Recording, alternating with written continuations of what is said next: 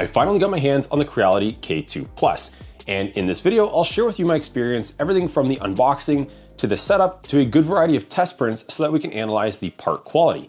And I'll even show you guys some of the Creality Print slicer features so that you can get the most out of your K2 Plus. And at the end, I'll share with you my final thoughts on this printer. Now, if you're not familiar with the K2 Plus, it's Creality's latest flagship machine with a huge build volume of 350 millimeters in every single direction. And it also features an aluminum die-cast frame, a linear rail on the X-axis, 5 millimeter thick heated bed platform, as well as step servo motors, an active heated chamber, and you can connect up to 4 multi-material CFS units for a total of 16 colors in a single print. And if at any point during this video you feel like the K2 Plus is right for you and you appreciate my in-depth content, then please use the links in the video description down below to get one for yourself. Those links go a long way to helping to support this channel. These videos take a very long time to produce, and using those links won't cost you anything extra. Let's go.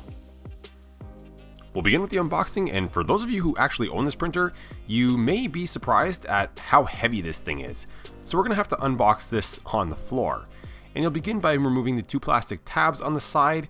The entire box will lift up, exposing the printer, and then you can peel down the plastic cover and start to remove the accessories from the top that are packed within the printer itself. And this is where you'll find a bunch of parts like filament swatches, a toolbox, the power cable, as well as some replacement parts like replacement nozzles, the spool holder, and even the filament buffer for the CFS. Now below that, as you start to remove more of the foam, you'll find a total of 4 sample rolls of filament at a ½ kilogram each. And with a bit of that extra weight removed, you may be able to pick it up off the floor and put it onto a table, either by yourself, but I would definitely recommend getting a friend to help you if you can. I was too excited to get started with this thing, so I risked my back and did it myself. And then I got to removing the plastic covers and tape that are protecting all of the panels on the outside of the printer. And with the front door open, you can now take a 2.5 millimeter hex driver, and you can remove all these brackets whose sole purpose is to hold things in place, such as the CFS, which is packed right inside of the printer during shipping. And this is where I really began to realize how big the interior volume of the K2 Plus is, that I had to go grab my K1C and try and fit it inside. And it's actually really close. I think if you just remove the bottom rubber feet off of the K1C, you could actually put it in there. You could almost even fit an Ender 3 inside. After getting that out of my system, I removed a few more plastic brackets, and around the print bed you'll find a few screws that are marked with yellow stickers, and you can remove those to release the print bed. Then you can remove the sticker at the back of the printer for the rear air filters, and we're moving on to the assembly. Now, the assembly of this printer is pretty straightforward because there's not a whole lot to do. One of the main things we need to do though is attach the screen. So it comes with this bracket, and it has a locating dowel so you can't really put it in the wrong place. And then we're going to take the hardware in the hardware bag that's marked for the screen, and we can just screw those right into the frame of the printer, securing this bracket in place. Now above the bracket you'll find a small sticker. You can peel that back, and that exposes the electrical connector, which you can slip through the back of the frame through that bracket that we just installed, and this is going to connect to our touchscreen. The touchscreen conveniently has some pictorial instructions on the back, and it's pretty straightforward. You're just going to plug that connector right into the back of the receptacle on the back of the screen, and then you'll see that there are these sort of tab and slot features on the back of the touchscreen and in that bracket, so you'll push it in and slide it over to the left to secure the touchscreen in place, and then you can remove the plastic protective cover. At the back of the machine, this is where we're going to begin installing the filament buffer for the CFS, and there is a specific hardware bag labeled buffer screws, and there'll be 2 of these M3 screws that will slip through the filament buffer and attach to the back panel of the printer.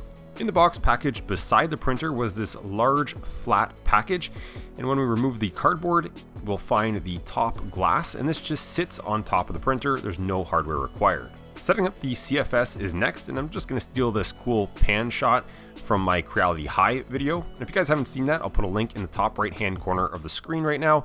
But the CFS itself is pretty straightforward. On the side of the machine there's 2 latches which you can unlock to lift the lid, and on the inside you'll find these 2 little cubbies where you can store some desiccant material.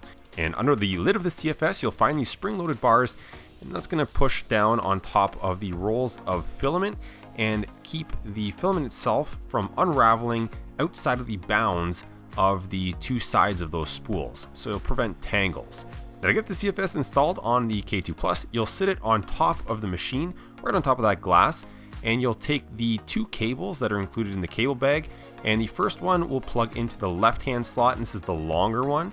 The second one will plug into the right-hand receptacle, and this is the shorter cable with the right angle connector. The right angle side will plug into the top of the filament buffer, and the longer cable will plug into the receptacle in the bottom left corner of the printer. Then there'll be another bag with the PTFE tubes. The short tube will go from the top of the printer into the left-hand side of the filament buffer, and you're really going to want to make sure that this thing is pressed all the way into place. Make sure it is fully engaged. This is very important.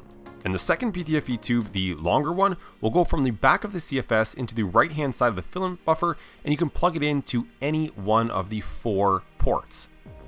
Then we can plug in the power cable at the bottom right-hand corner of the K2 Plus and turn the machine on for the first time, and you'll be greeted with the Creality boot screen. You can select your language, and then it's going to just make sure that you unpackage the printer properly and removed all of the screws, freeing up the print bed. You have to agree to some terms and services, select your time zone, set up your Wi-Fi, and then the printer is ready to perform its first self-check.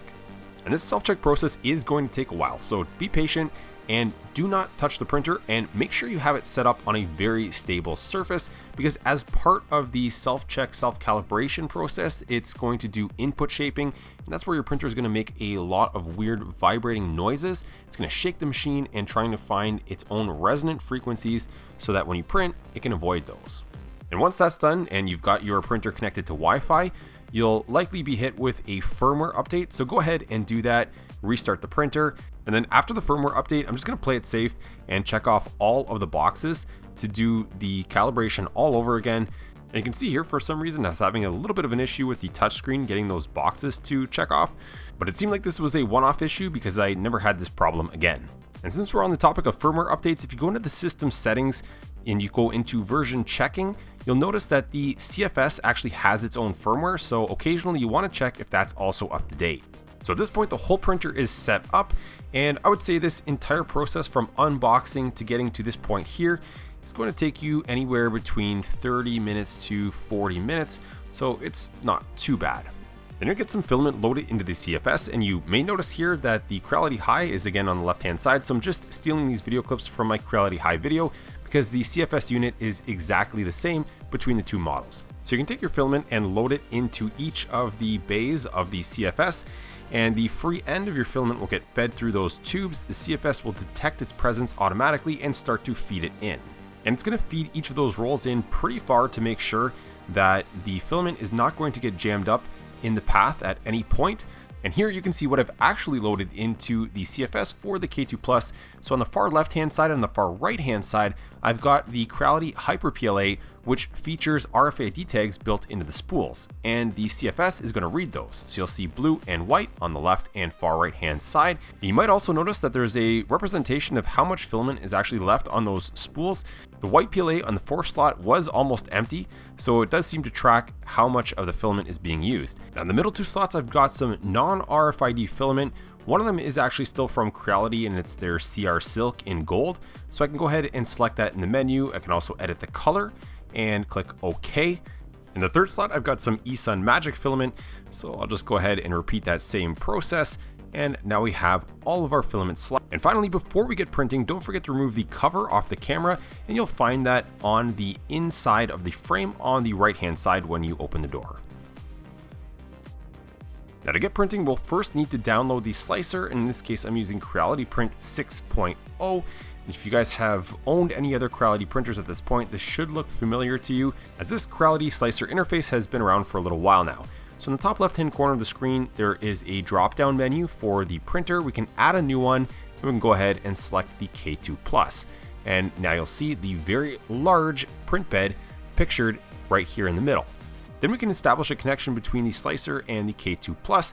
So click the device tab at the top of the screen, you'll click Scan Add, and if the printer is on the same network as the device that your slicer is on, it should show up, and you can just click on it and add it. And you'll see that I've got several other Creality printers connected to my slicer. And for my very first print with this machine, I'm going to print something very functional and useful, and that's going to be a poop bucket and poop chute for the K2 Plus.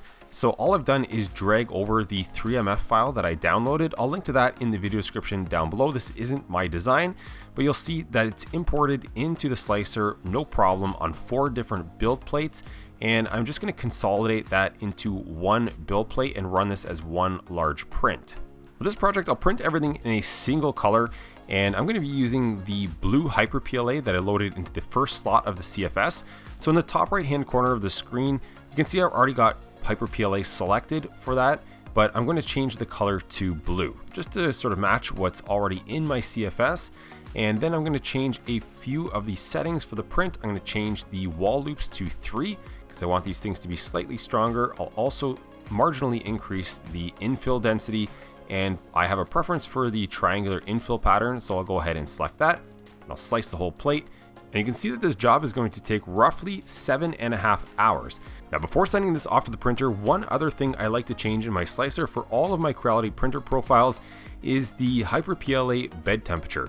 For some reason, it's always set to default 50 degrees, and I just find that bumping it up to 60 degrees always makes sure that my prints stick a lot better. I think 50 degrees is just slightly too low. So I've gone ahead and made that change, resliced the file, and now we're ready to click that green send print button in the bottom right hand corner of the screen. A new dialog box will appear, and I'm going to check off to calibrate the printer before beginning the print. And in the My Device drop down menu, I'm going to select the K2 Plus, and you'll see that the single color print is already recognized as using blue in the first slot of the CFS. So I don't have to do any remapping of my colors, and then I can just go ahead and click print, and the file will be automatically sent wirelessly to the printer, and you'll also automatically be sent to the device tab within the slicer, where you can monitor your print through the camera, and you can also turn the interior light on and off and control a few other basic functions of the printer.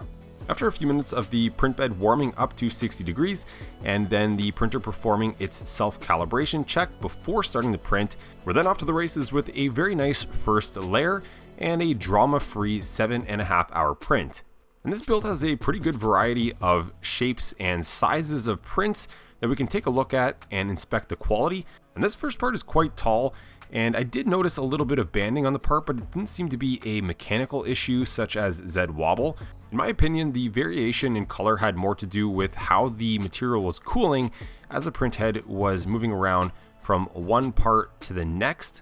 And so each of those sections of the part took a different amount of time to cool down, but otherwise I thought the part looked reasonably good and the first layer was perfect. Moving on to the large bucket, this part has obviously a very large and broad flat surface on the front and sides, so this was nice to inspect as it was also very tall, and similar to the first part that we looked at, you could see some banding vertically through the part. But again, I really do think this has more to do with the rate of cooling of those different sections. The bottom, the first layer was absolutely perfect. And on the side, you'll notice this indent on both sides, and this is where you would grab the bucket. And if you look very closely, you will see some very faint ringing, but it's very minor, and you do have to inspect that under quite a harsh light to see it. The smaller parts were all of similar quality. The top surface on this one was looking a little rough, and that's only because it's on an angle, so it kind of has that stair step effect to it.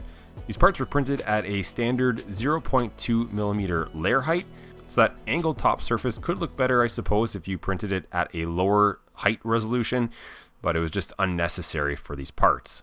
Now we can see if these parts will fit the back of the K2 Plus and if it's good with dimensional accuracy. So at the back of the filament chute, there are 2 screws which you'll remove, and you can reuse those same 2 screws to install the poop deflector. Then below that, there's 2 more screws holding on the back panel of the K2 Plus, which you can remove and then reuse to install this long slide. Then there's one more bracket that sits around the rear foot of the K2 Plus, and the poop bucket slips into that to hold it securely. Everything fit perfect, and that's a great sign, so I would highly recommend this print. I'll link to it in the video description down below. Moving on, we'll just sort of dip our toes into the multicolor printing for this second example. And I've got this trophy here where up towards the top, where it turns into a star profile, we're going to change filament colors twice. So the 3MF file was already imported, and it has a height range modifier to change those colors. And you can see all I've done is change the colors up in the filament section in the top right hand corner of the screen. So I'll play around with those a little bit to match what I've got loaded into the CFS. And I want to also create a hole in the bottom. Now for this video, I'm not going to be doing a deep dive into the slicer, and it's not going to be a very thorough tutorial on all the features of the slicer, but essentially you can add a part modifier, in this case a negative part, and that will get subtracted from the original, and there'll be a hole down in the bottom. And that's just because I plan on putting this on top of an LED lit base. So I want the LED light to shine right through the middle of this part. Then we can send this off to the printer, and you can see that when you have more than one color selected, you can remap those colors if you wish. But in this case, it was not necessary. And once you start using the software, one of the other things that you'll notice is that if you've selected colors in your slicer that are pretty close but not exactly what you have in the CFS, it will actually do a pretty good job of trying to match those colors. So it will automatically try and map it for you, and I've only had very few instances where I've had to correct it. This part took about 3.5 hours to print, and because the filament color changes were near the top of the part, you'll notice the purge tower in the background was very tall. Now this gold section was printed in Creality CR Silk filament, and silk filaments are naturally very glossy, so you will see a lot of imperfections in them. And in this case, I didn't see anything that was too glaringly obvious or bad. I thought it looked pretty reasonable overall, although near the top where the part started to transition into that star shape, I had noticed some minor inconsistencies, but I think it was just made more visible because of the high gloss and sheen of the CR Silk. I was expecting a little better quality though. So let's try something different here. And this one is going to be, again, a single color print, but this time around, we're going to print it in regular black filament. This is a trophy base, and I specifically selected this off-brand matte black filament because I feel like a matte or semi-gloss black filament is very easy to see on camera, and any flaws or imperfections aren't amplified by harsh light. In my opinion, it just gives a more realistic representation of what the parts will actually look like in person. Now this part doesn't have any real challenging features to produce. The bottom is completely flat, the walls are mostly straight, the corners are chamfered, but it does also have a large flat top surface which came out very smooth, and the walls were actually very consistent. This was a part that I was truly impressed with, and that was the level of quality that I would like to see on all of the parts coming off of this printer. Now in this video, I'm going to be sticking to printing with PLA, and in future videos, I plan on trying out other materials such as PETG or some engineering grade materials that are more difficult to print, but I am going to try and use a variety of different colored PLAs in this video. So for this model here, I'm going to be switching over to a clear translucent PLA. I've already loaded it into the CFS, and I didn't see any option for clear, so in the CFS I selected white, and I've also selected white in the slicer. Despite this thing looking like a vase, this is not a vase mode print, so it is 2 walls thick. But with this clear Elegoo PLA, we should still be able to see light shine through it, even at 2 walls thick. And since this wasn't a Creality filament, I wasn't entirely sure which material profile to go with, but it seemed to print reasonably well with the Hyper PLA profile, although I don't think this part was the best representation of what this printer could produce either. From my experience, I wouldn't say that clear PLA is tricky to print with, but I think for this printer, I would have to do a little more experimentation to dial in those print settings to get this thing looking much cleaner than how it came out. Next, I wanted to utilize much more of the print volume, so I went ahead and downloaded this skull mask.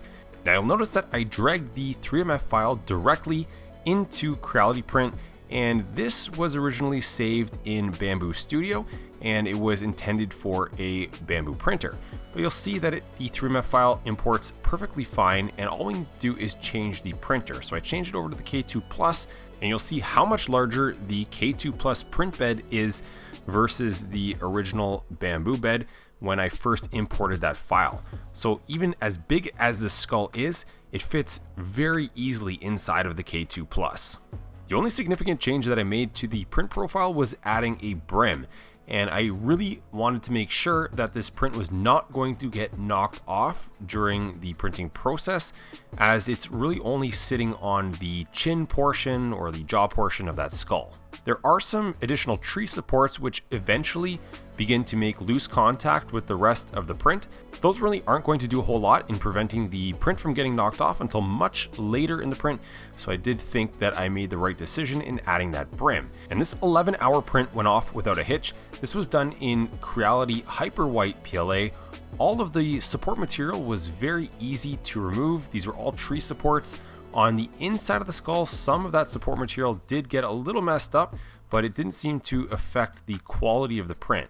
And the outside walls look very nice in this case. White filament is always slightly challenging to see on camera, but the quality of the skull was much better than a lot of the previous parts that I printed. Even the domed profile of the top of the skull looked very good. There was really only one small spot at the top that seemed to bulge out ever so slightly. The print quality of these surfaces that were built on top of the supports was very good. Even the inside of the skull where the support material got a little messed up actually turned out all right. So overall, this was a part that I was very happy with, and I thought the quality matched the price of the machine. Earlier in the video, I mentioned that this is not going to be an in-depth slicer tutorial. In my previous video with the Creality High, I went into greater detail with Creality Print on various slicing strategies for multicolor prints. And so if you want to know more about multicolor slicing, I would encourage you guys to go watch that other video. But for now, I'll just quickly walk through what I'm doing here, and that is using the paint tool. So you'll see that I'm inside of the paint tool and I have the bucket selected, and this is just a fill bucket. So any flat face that I'm going to click on, it's going to color it in the filament color that I had selected. So in this case, I've colored my logo black, and the rest of the part is this lime green. There's also a circular brush tool where you can adjust the size and freehand paint, but in the case of this logo, it made a lot more sense to just select the faces using the fill bucket tool. After slicing the part, you can see the color preview. This part was going to take just over 3 hours, and it came out looking very nice. The thing that I was looking for here specifically was any sort of color bleed between that lime green and the darker black. Obviously, these two colors are very opposite, and there's a high contrast between them. I didn't make any changes to the flushing values inside of Creality Print, and the K2 Plus took care of the rest. This part came out looking very nice. The first layers on this machine are flawless. This part has a pretty generous flat surface on the bottom. This color is a little hard to see on camera, but the quality was very good in this case, similar to the matte black trophy base that I had showed you earlier. So this was looking much better for this machine versus some of the other prints which I thought were pretty marginal. And the next print that I have here is this small jewelry box container, and it's got a very attractive repeating pattern around the edges, and I'm going to be printing this one in some eSun Magic PLA. I needed this part for a little side project that I was doing. However, I also thought it would be a good test print because of that repeating pattern around the edges, and that pattern would result in a lot of directional changes for the print head and potentially present some issues when it comes to flow, but actually this part turned out looking very good. So it kind of seems like after the first few prints, I'm not sure what happened, but the printer has settled in and the part quality is looking quite a bit better. And the big thing that I'm super impressed with this printer so far is the quality of the top surfaces. And you can see that here. It's extremely flat, extremely uniform, and very smooth. This little jewelry box needed a lid, and the model came in 2 separate pieces for the lid. So there was a handle and then the flat portion. So what I decided to do instead of printing them separately was right inside of the slicer, combine the 2 models. I scaled up the handle slightly because there was a thread. So I wanted those threads to overlap because I was going to fuse these 2 models together. So on the left-hand side in the object list, I could select both of them, right click, and just hit assemble. And at first I had noticed that they weren't entirely lined up properly. So what I had done then was disassembled the 2 and then right clicked on each of them individually, centered them on the build platform, and then reassembled them to make sure that they were in proper alignment. You can also see that in the object list, despite them being assembled, they're still recognized as 2 separate bodies where we can assign them different colors. So I went with the lid in the eSun Magic, and then I went with the handle in some gold PLA. The part turned out looking very good. However, I imported these parts as a 3MF file, so some of the project parameters were also imported, such as the top surface pattern, which I believe was set to concentric, so you can see that there was a bit of a seam, and I wasn't too happy about that. I should have left it as rectilinear or monotonic, so it would have looked a lot smoother on the top. But the bottom was very nice. The little knob in gold turned out looking great, and the fit between the two parts was perfect. Next, I wanted to make a snap latch case with the K2 Plus, and I'm kind of obsessed with these prints because I love using them to organize and store things inside of my house. And this one here is going to be for the DJI Osmo mobile gimbal. And it's a fair sized gadget, so I needed to make a custom snap latch case that was going to be big enough to fit. And there's three main parts to this build. There's the base, there's the cover, and there's the insert. Now there's also some hinges and the latch itself, but for the lid and the base, where the hinges and the latch mount, I'm going to add some part modifiers here where I'm going to increase the infill density just to make sure that in those areas we have the strength that we need so that the hinges and the latch don't break those sections of the print. And then on the cover, I want to add the DJI logo. And the amazing thing about most of these modern slicers now is that you can import an SVG file directly, and you will have seen there, as soon as you import the SVG, the slicer is going to ask you how big you want to make it, and it's going to extrude it so that there is some depth. And so I just made it a few layers thick. I've added it to the corner of the cover of this case, and then I've merged those two parts together, so I've assembled them. And similar to the lid and the handle that I had just showed you, I've assigned those bodies different colors. So I'm going to make the lid black, and I'm going to make the logo white. Now when it comes to logos on the first layer, to get them looking super crisp, one option I really like to use is checking off the only one wall on first layer option in the slicer, and that will override your number of walls setting just for the first layer. And this makes a big difference on logos and graphics on your first layer in different colors. And you can see how nice that turned out on the K2 Plus. And again, we've got white and black, no color bleed between those two. On the underside of the cover, you can see that I've included some features to keep the DJI gimbal from moving around. Now, in a similar way, those features will also exist on the insert, which is going to go into the base. It might seem a little redundant, but when the case is flipped upside down, things will definitely not go anywhere. Now, returning to analyzing the part quality, the sidewalls of this part looked very good. I was looking for ringing, ghosting, any signs of VFA, and nothing seemed that obvious along those flat walls.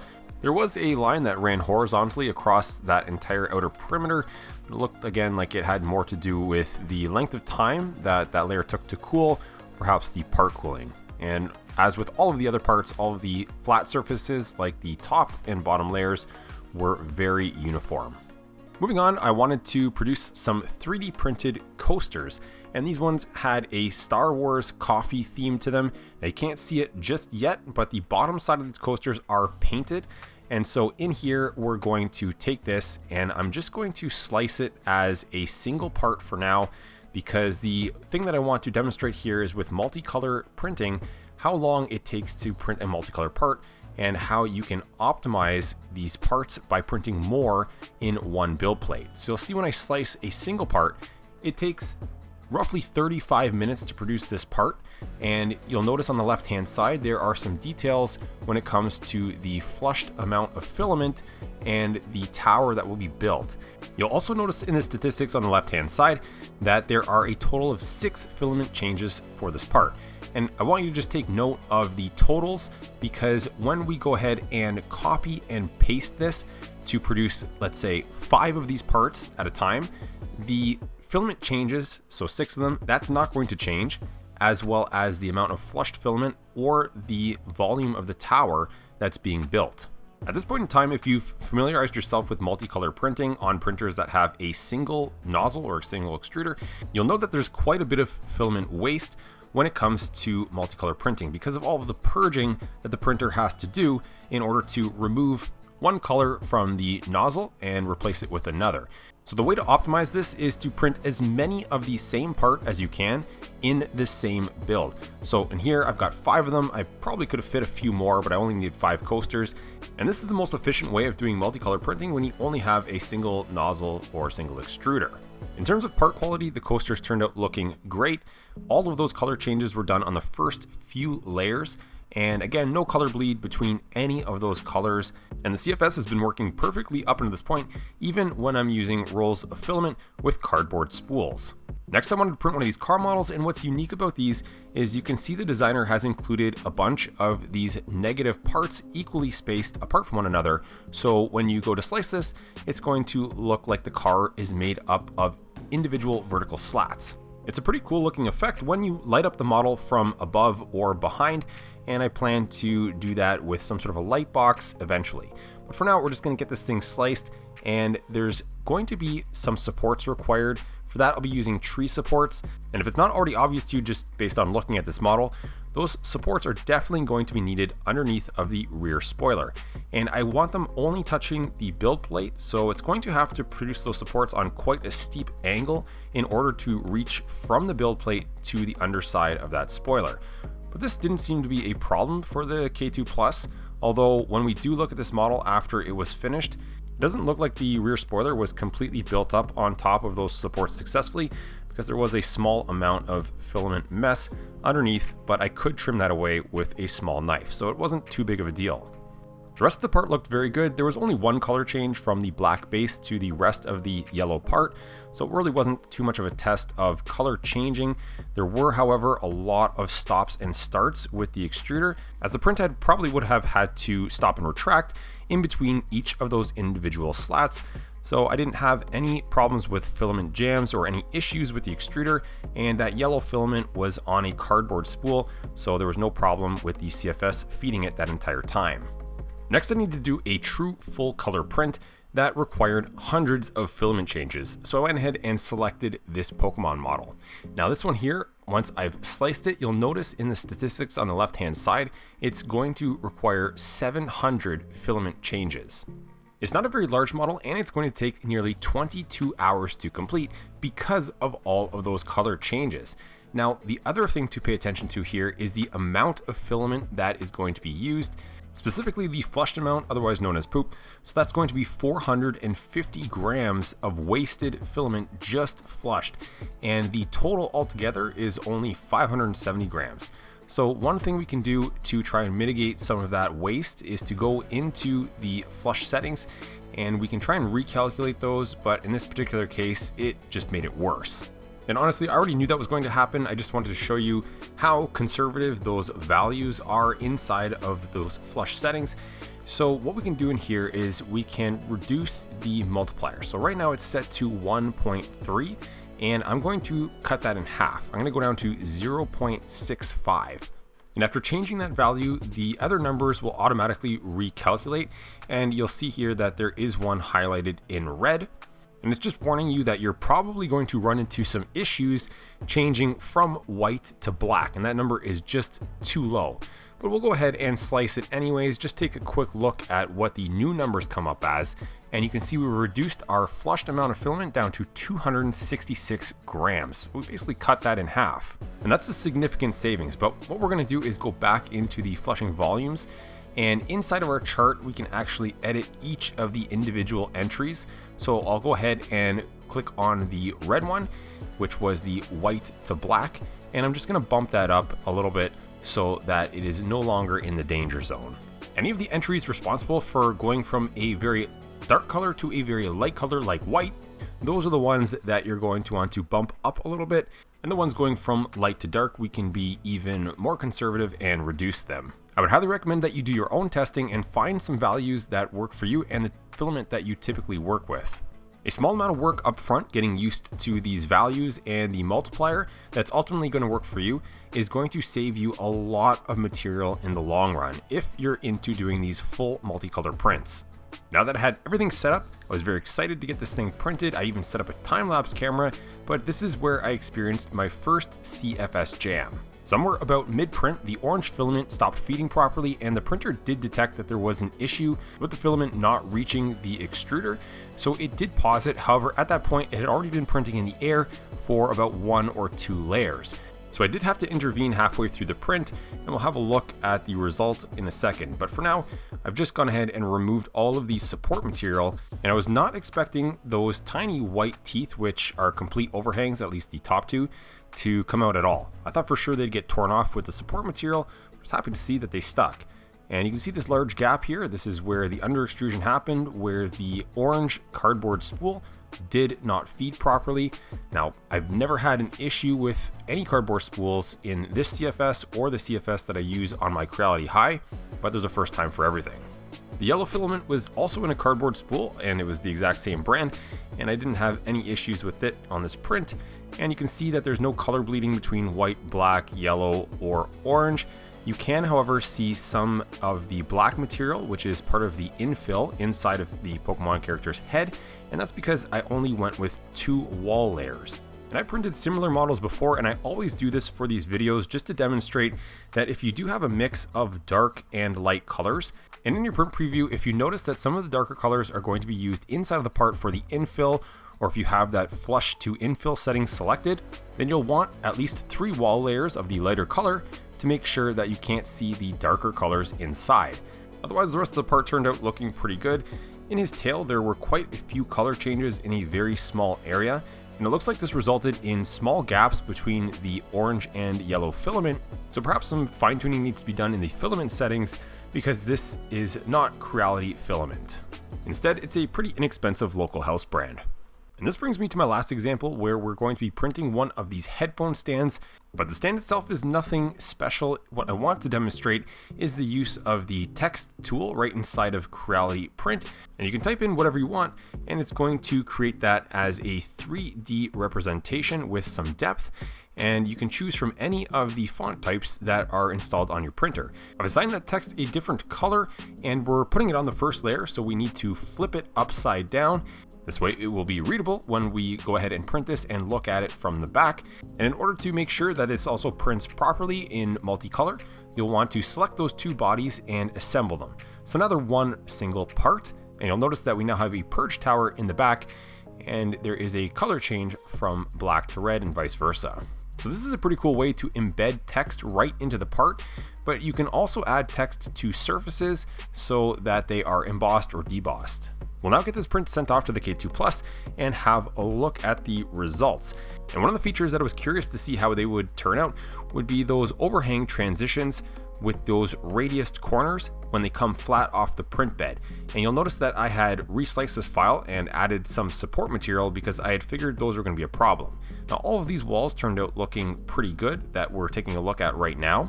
On the backside, I didn't anticipate any issues with the text, and that also turned out looking very good. That's not something that I've had any issue with this printer, but you'll notice that when I begin to remove some of the support material, that the overhang on the left-hand side looks reasonably good, but this one on the right-hand side turned out not so great. And I think the reason for that is that the part cooling was being blocked by the wall that was being built up right beside it, and I had this part oriented lengthwise from left to right, perfectly in line with the 2 auxiliary side part cooling fans. But again, there was a wall there on the right hand side, and it was blocking this complete overhang from being cooled properly, even though it had support. Had that wall feature not have been there, it likely would have turned out just as good as the other side, which was pretty reasonable. And so if I was the designer of this part, I would change those circular radius corners to something more like an angled chamfer so that it could be built up at 45 degrees and you wouldn't have this issue. Now the rest of the part looked very good as well. There's the walls that are technically on the bottom of this headphone stand. Those were pretty smooth, and everything else in this red PLA looked good. Luckily for this model, those unsightly overhangs aren't going to be very visible when it's put on display, as they're actually on the back of the part. Before moving on to the review section of this video, just a reminder that if you guys are looking for custom flex plates, you can find them on my website, embracemaking.com. Now, these video clips here are from my Creality High video, but it gives you a good idea of the various patterns and coatings that I can have made for you. By now, you've probably seen these kinds of plates where the micro textures will transfer to the first layer of your part, giving your parts an amazing prismatic effect on that first layer. And the nice thing is that all of these flex plates are double-sided, so even if you have a special texture on one side, the other side will be a regular standard gold PEI textured surface. And if you're not looking for those micro textured plates, then you can also just get a regular double-sided PEI flex plate for any printer, where one side of the plate will be a standard textured PEI surface, and the other side will just be a regular smooth PEI surface. I'll have these available for the K2 Plus, and I get a lot of requests for these things for people also building custom printers because I can have them made to any size just for you. So go check these out at embracemaking.com and use my contact page if you're looking for a custom size plate. So overall, my experience with the K2 Plus has been largely positive, although you may have noticed in this video that I kept things pretty simple and stuck to PLA prints for now.